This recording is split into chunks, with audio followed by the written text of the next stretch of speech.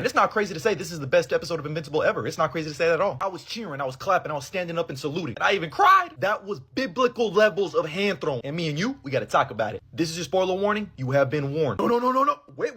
I just knew something bad was gonna happen when he said, "You're so pretty, such a waste." Negan, bro, you gotta stop doing this. I was like, okay, this is not too bad. It's only a flesh wound. But he punches through her. I'm talking like Nolan in the Immortals bitch ass. And that's when Mark catches her as she falls. He just starts grabbing her like, please.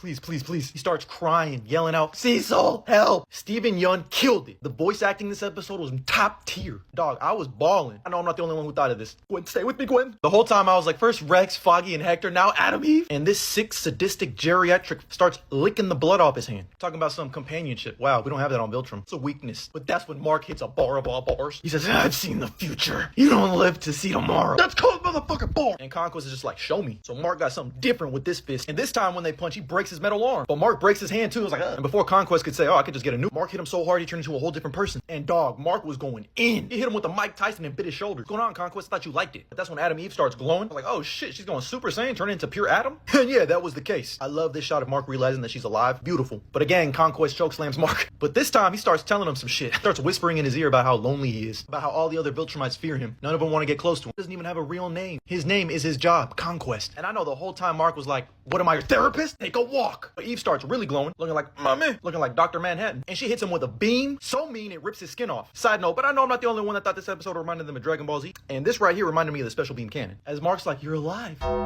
Conquest like, so am I, worm. But that's when Mark says, nope. Starts going left, right. But of course, Conquest catches his other hand and breaks it. So Mark starts thinking with his head and just starts repeatedly bashing his head in over and over.